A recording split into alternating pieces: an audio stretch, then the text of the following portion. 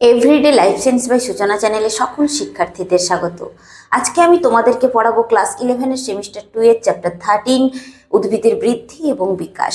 তো এই অধ্যায়ে আজকে যে টপিকটি আমি তোমাদের সাথে আলোচনা করব সেটি হচ্ছে সাইটোকাইনিন হরমোন, যেটা তোমাদের সিলেবাসেরই অন্তর্গত। তো এই সাইটোকাইনিন হরমোনটা খুব সহজভাবেই তোমাদেরকে বোঝাবো। তোমরা ভিডিওটি স্কিপ না করে দেখতে থাকো, চ্যানেলটিকে সাবস্ক্রাইব করে দাও, এছাড়া ভিডিওটি চটপট তোমাদের বন্ধুদের কাছে শেয়ার করে দাও। প্রথমে আসছি এই যে সাইটোকাইনিন হরমোন। এই সাইটোকাইনিন হরমোনটা কি? সাইটোকাইনিন হরমোন জানতে হলে প্রথমে কয়েকটি পয়েন্ট জানতে হবে। একটি বা দুটি পয়েন্ট তোমাদের মনে রাখলেই তোমরা অবশ্যই সাইটোকাইনিনটা সহজভাবেই গ্রহণ করতে পারবে। নাম্বার 1 হচ্ছে অ্যামিনোপিউরিন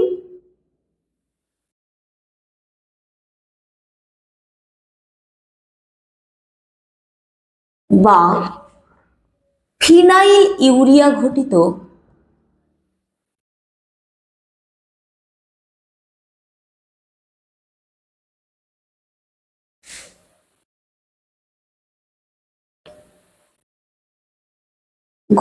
যৌগ।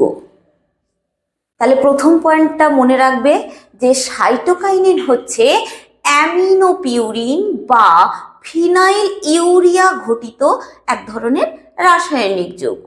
ক্লিয়ার?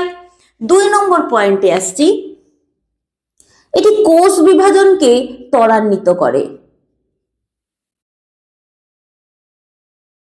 আচ্ছা, কোষ বিভাজনকে তো ত্বরান্বিত করে, কোষ বিভাজনের কোন দশাটাকে ত্বরান্বিত করে? ধরো একটি কোষ দুটি দশাতে বিভাজিত হয়, তাই তো? কি কি দশা? একটি কোষ বিভাজিত হয় দুটি দশার মাধ্যমে। সেই দুটি দশাই হচ্ছে, একটি হচ্ছে ক্যারিওকাইনেসিস,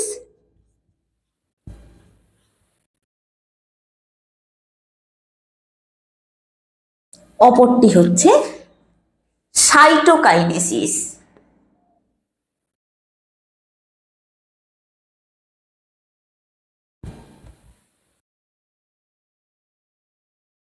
তাহলে একটি কোষ দুটি দশার মাধ্যমে বিভাজিত হয়। কোন কোন দশার মাধ্যমে বিভাজিত হয়? ক্যারিওকাইনেসিস এবং সাইটোকাইনেসিস, এই দুটি দশার মাধ্যমে বিভাজিত হয়। তো ক্যারিওকাইনেসিসের বিভাজনকে আমরা কি বলবো? ক্যারিওকাইনেসিসের বিভাজন অর্থাৎ আমরা যাকে বলি নিউক্লিয়াসের বিভাজন।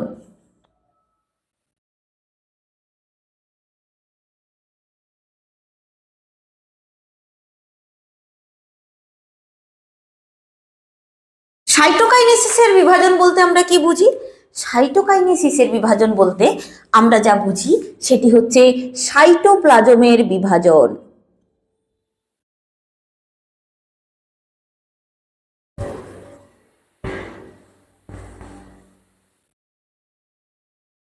তাহলে সাইটোকাইনেসিসের বিভাজন বলতে আমরা সাইটোপ্লাজমের বিভাজনকে বুঝি, তাই তো? তো এই যে ক্যারিওকাইনেসিস বা যাকে আমরা বলি নিউক্লিয়াসের বিভাজন, এটি কিন্তু 4টি দশার মাধ্যমে সম্পন্ন হয়। সেগুলো কি কি? সেগুলো হচ্ছে প্রোফেজ, মেটাফেজ, অ্যানাফেজ, টেলোফেজ, তাই তো? PMAT নামে যাকে আমরা সংক্ষেপে বলতে পারি। তো যাই হোক, তোমাদের এই প্রোফেজ, মেটাফেজ, অ্যানাফেজ, টেলোফেজ এই 4টি হচ্ছে নিউক্লিয়াসের বিভাজনের উপদশা। তো তোমরা এইটা গুলিয়ে ফেলবে না।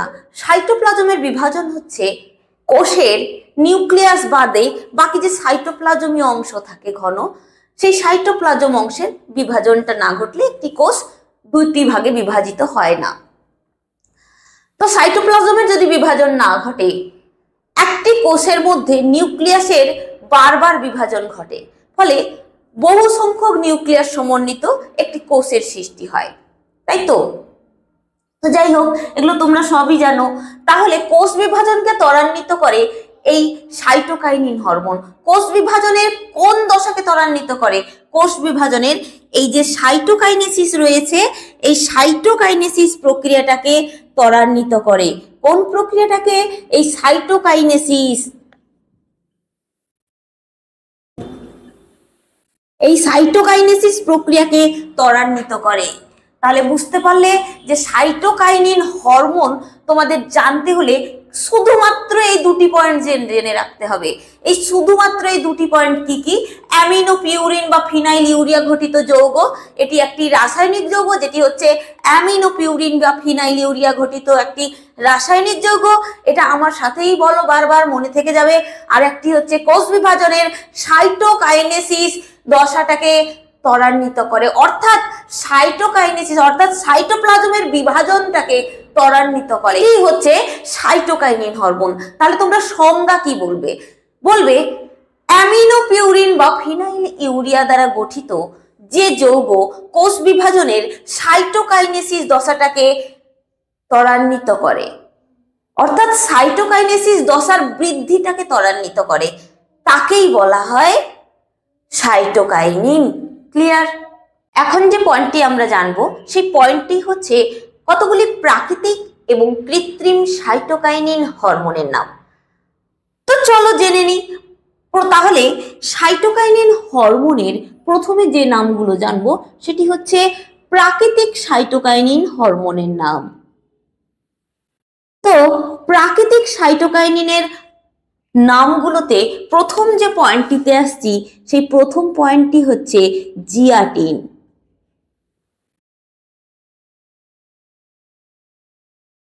দ্বিতীয় প্রাকৃতিক সাইটোকাইনিনের হরমোনের নাম হিসেবে আমরা যে নামটি জানবো সেটি হচ্ছে ডাইহাইড্রোজিয়াটিন।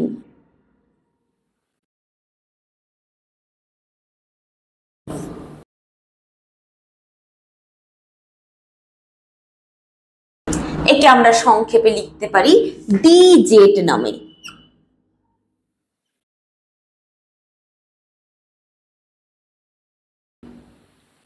তৃতীয় নম্বর পয়েন্টে আসছি আইসোপেন্টাইল অ্যাডিনিন।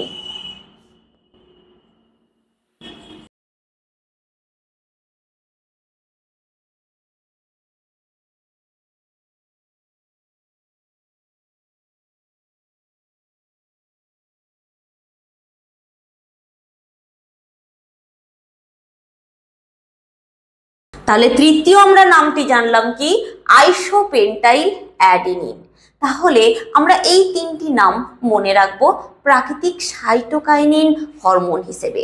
তাহলে প্রাকৃতিক সাইটোকাইনিন হরমোন হিসেবে আমরা যে তিনটি নাম জানলাম সেই তিনটি নাম কি কি আমার সাথেই প্র্যাকটিস করতে থাকো, অবশ্যই মনে থাকবে।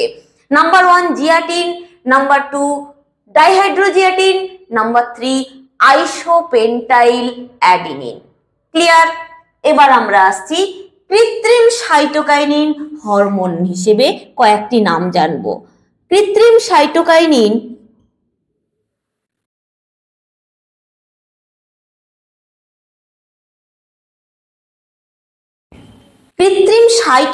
হরমোন হিসেবে আমরা প্রথম যে নামটি জানবো সেই নামটি হচ্ছে কাইনেটিন।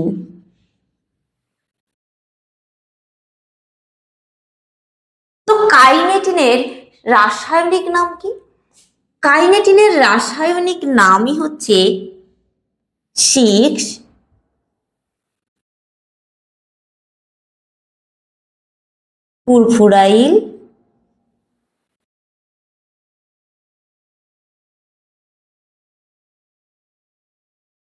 Amino purine. নাম্বার 2 এ আসছি 6-বেনজাইল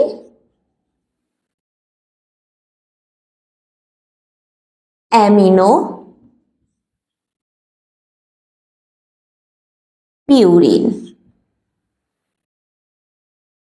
তৃতীয় নম্বর কৃত্রিম সাইটোকাইনিনের হরমোনের নাম হচ্ছে 6-বেনজাইল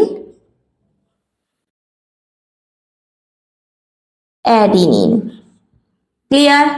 তাহলে আমরা প্রাকৃতিক সাইটোকাইনিন হরমোন হিসেবে 3টে নাম জানলাম এবং কৃত্রিম সাইটোকাইনিন হরমোনের ও 3টে নাম জানলাম। অবশ্যই এই 3টে 6টি নাম তোমাদের অবশ্যই মনে রাখতে হবে।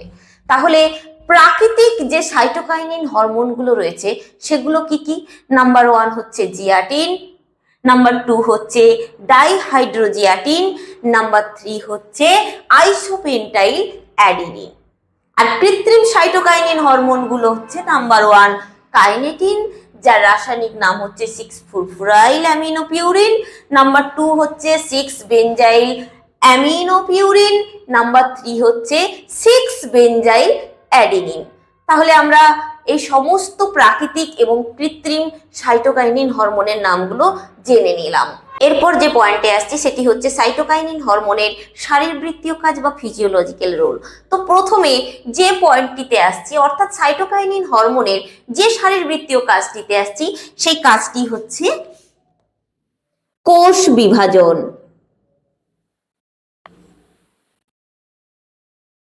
কোষ বিভাজন এবং ডিএনএ সংশ্লেষ। তো সাইটোকাইনিন হরমোন এই কোষ বিভাজন এবং ডিএনএ সংশ্লেষের হারকে ত্বরান্বিত করে। তো মাইটোসিস কোষ বিভাজনকে সাইটোকাইনিন কিন্তু বেশিভাবে ত্বরান্বিত করে। কি বললাম? মাইটোসিস কোষ বিভাজন।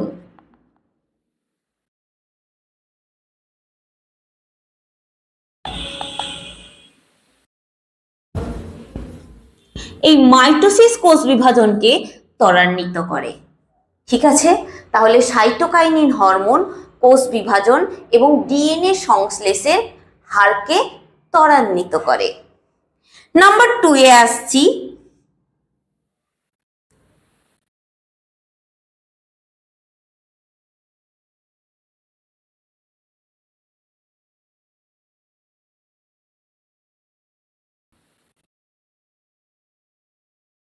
নাম্বার 2 এ আসছি প্রোটিন সংশ্লেষ।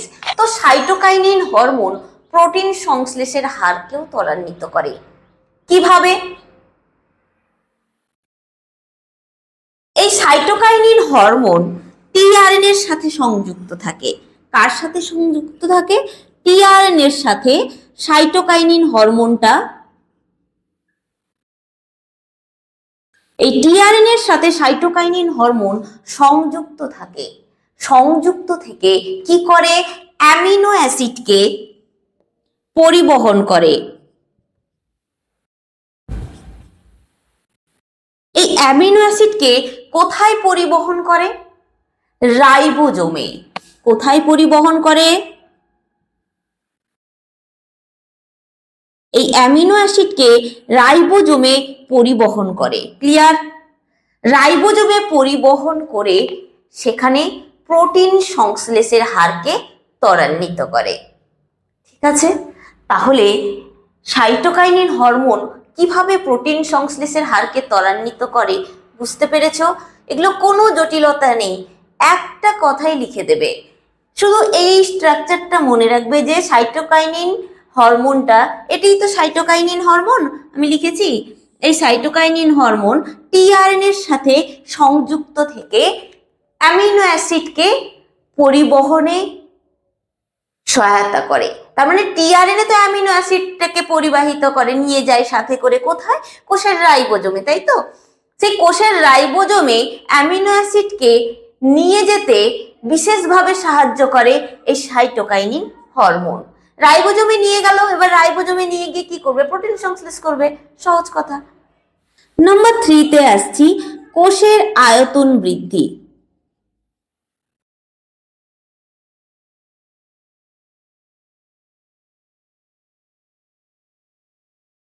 তো সাইটোকাইনিন হরমোন কি করে?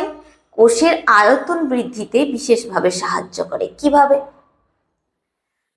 যদি উদ্ভিদের পাতাকে যন্ত্রের সাহায্যে যদি গোল প্লেট চাকতির মতো করে যদি কেটে নেওয়া হয়, কেটে সাইটোকাইনিনের দ্রবণের মধ্যে রাখলে দেখা যাবে কোষগুলি আয়তনে বেড়ে গেছে। তো এইভাবেই সাইটোকাইনিন হরমোন কোষের আয়তন বৃদ্ধিতে সাহায্য করে। তো এরপরে 4 নম্বর পয়েন্টে আসছি, মরফোজেনেসিস।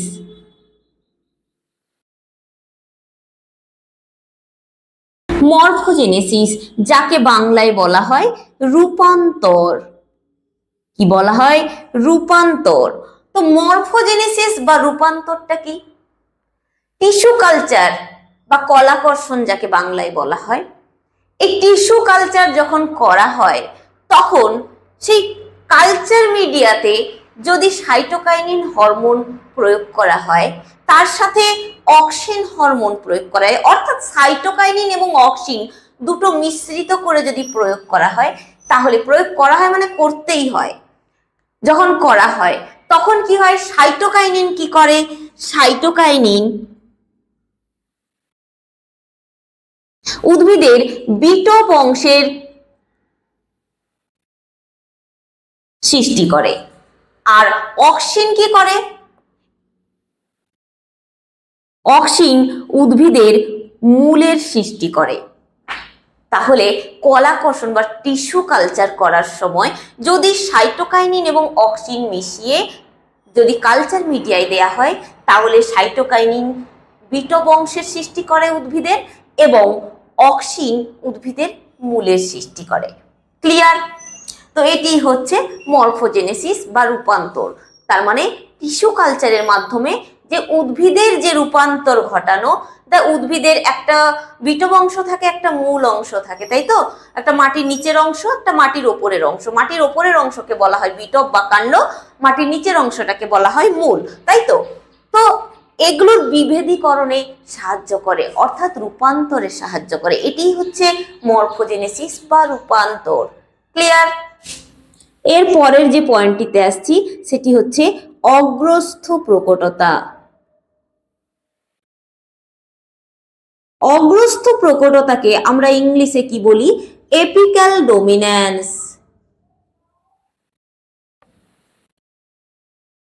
ঠিক আছে? তো অগ্রস্থ প্রকটতাকে আমরা ইংলিশে কি বলি? এপিক্যাল ডমিন্যান্স, তাই তো? তো দেখো, এই অগ্রস্থ প্রকটতা তার মানে উদ্ভিদের অগ্রভাগটা বেশি ভাবে বৃদ্ধি পাবে, এটি হচ্ছে অগ্রস্থ প্রকটতা, তাই তো? যেটি অক্সিন হরমোনের প্রভাবে ঘটে থাকে। কিন্তু সাইটোকাইনিন অগ্রস্থ প্রকটতাকে বাধা দান করে, অর্থাৎ উদ্ভিদের অগ্রভাগের বৃদ্ধিকে বাধা দান করে। বাধা দান করে কি করে? পার্শ্বীয় মুকুলের বৃদ্ধিতে সাহায্য করে। দেখা গেছে তামাক গাছের ক্ষেত্রে। কি দেখা গেছে? তামাক গাছের ক্ষেত্রে সাইটোকাইনিন হরমোনটা বেশি পরিমাণে উৎপাদিত হওয়ার কারণে তামাক গাছের পার্শ্ব যে মুকুল রয়েছে, অর্থাৎ কাক্ষিক মুকুলের বৃদ্ধিটা বেশি পরিমাণে ঘটতে থাকে। ফলে শাখা প্রশাখা ডালপালা সাইড দিয়ে গজায় এবং গাছটিকে অনেকটা ঝোপের মতো দেখতে লাগে। এটি হচ্ছে এপিক্যাল ডমিন্যান্স বা অগ্রস্থ প্রকটতা, অর্থাৎ অগ্রস্থ প্রকটতাকে বাধা দান করাই হচ্ছে সাইটোকাইনিনের প্রধান কাজ। নাম্বার 6-এ আসছি, বার্ধক্যের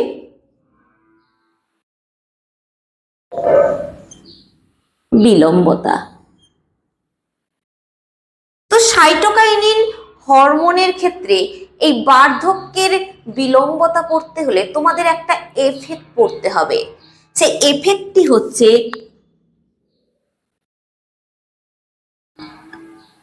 রিচমন্ড-ল্যাং এফেক্ট। ঠিক আছে? রিচমন্ড-ল্যাং এফেক্টে কি দেখা যায়? দেখা যায় কি এই সাইটোকাইনিন হরমোনের মধ্যে যদি উদ্ভিদের কোনো অংশকে রেখে দেওয়া হয়, অর্থাৎ মূল না পাতা রেখে দেওয়া হয়, তাহলে কি হবে? সেই পাতার ক্লোরোফিলটা সচরাচর নষ্ট হবে না, অর্থাৎ বহুদিন পর্যন্ত পাতাটা সতেজ থাকবে, অর্থাৎ বার্ধক্যটাকে আসতে দেবে না, তাই তো? তো অনেক ফুলকে অর্থাৎ ফুলের যে স্টিকগুলোকে, ঠিক আছে, দোকানে বহুদিন ধরে সতেজ রাখা হয় এই সাইটোকাইনিন দ্রবণের মধ্যে রেখে। ঠিক আছে, এই সাইটোকাইনিন দ্রবণের মধ্যে রাখলে অনেক উদ্ভিদ বা অনেক ফুল টুলগুলোকে বা বাহারি পাতা যেগুলো বিভিন্ন ধরনের অনুষ্ঠানে সাজানোতে লাগে, তো ওইগুলোকে সাইটোকাইনিন দ্রবণের মধ্যে রেখে দিলে কি হয়, ওগুলো বহুদিন পর্যন্ত সতেজ থাকে, ওদের মধ্যে বার্ধক্যটা আসে না। নাম্বার 7-এ আসছি, বীজের অঙ্কুরোদ্গম।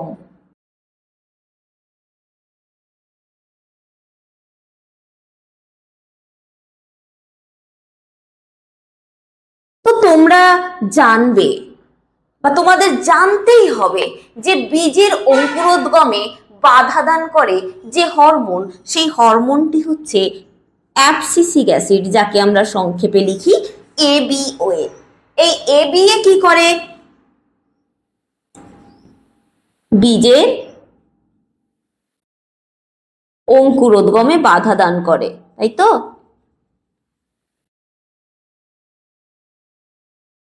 অর্থাৎ বীজকে বহুদিন ধরে সুপ্তাবস্থায় রেখে দেয়। তো দেখো, এই এবি এর কার্যকারিতাটাকে হ্রাস ঘটায় বা এবি এর কার্যকারিতাকে বাধা দান করে এই সাইটোকাইনিন হরমোন। এই এবি এর কার্যকারিতাকে যখন বাধা দান করে তখন কি করে, বীজটা অঙ্কুরিত হয়। কার প্রভাবে? এই সাইটোকাইনিন হরমোনের প্রভাবে। অর্থাৎ সাইটোকাইনিন হরমোন তাহলে বীজের অঙ্কুরোদ্গমে বিশেষভাবে সহায়তা করে। ক্লিয়ার? এর পরের পয়েন্টে আসছি, ক্লোরোফিল উৎপাদন।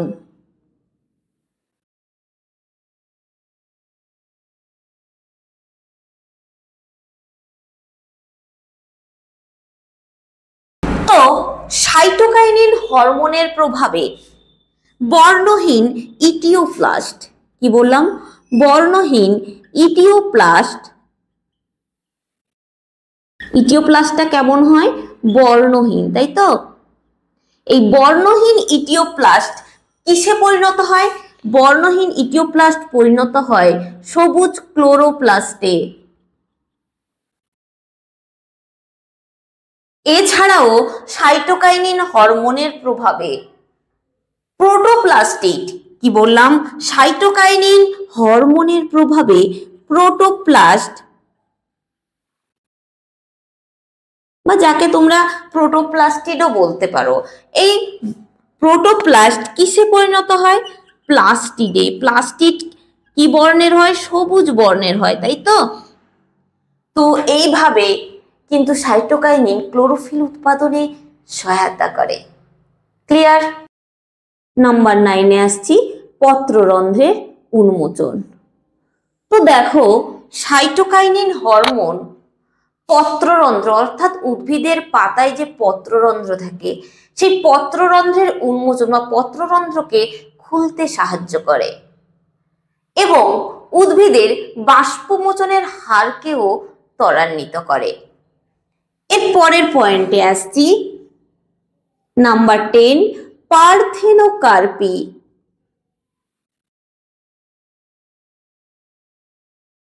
তো পার্থেনোকার্পি কথার অর্থ কি? পার্থেনোকার্পি কথার অর্থ হচ্ছে বীজবিহীন ফল উৎপাদন। কি বললাম? বীজবিহীন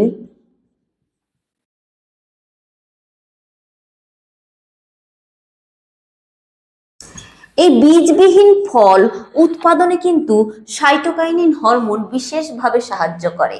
কিভাবে সাহায্য করে? উদ্ভিদের ফুলের যে নিষেক সম্পন্ন হয়, সেই নিষেকের পূর্বে যদি গর্ভাশয়ে সাইটোকাইনিন হরমোন প্রয়োগ করা হয়, তাহলে গর্ভাশয়ের কোষগুলো তাড়াতাড়ি করে বিভাজিত হয়, বিভাজিত হয়ে উদ্ভিদের বীজবিহীন ফল উৎপাদন করে। ক্লিয়ার? নাম্বার 11-এ আসছি,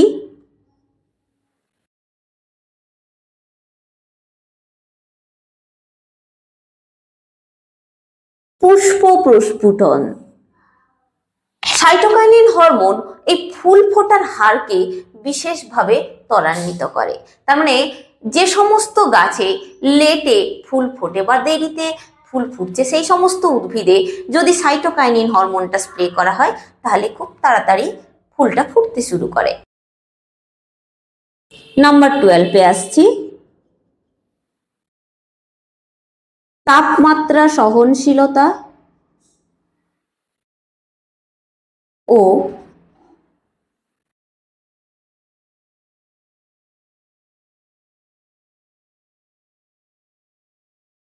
রোগ প্রতিরোধ ক্ষমতা।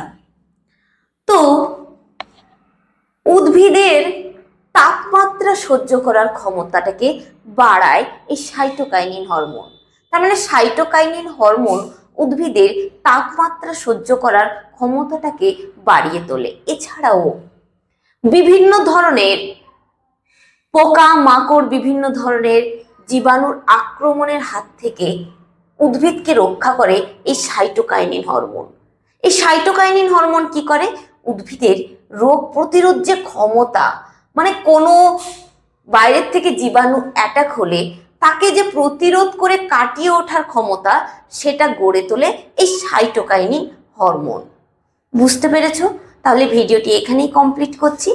কারোর যদি কোনো প্রশ্ন বা কোয়ারি থাকে অবশ্যই কমেন্ট সেকশনে লিখে পাঠাবে এবং আমার এই চ্যানেলটিকে লাইক, শেয়ার, সাবস্ক্রাইব করে পাশে থাকা বেল আইকনটি প্রেস করে দেবে যাতে আপলোড ভিডিওর পরবর্তী নোটিফিকেশন তোমাদের কাছে পৌঁছে যায়। ধন্যবাদ।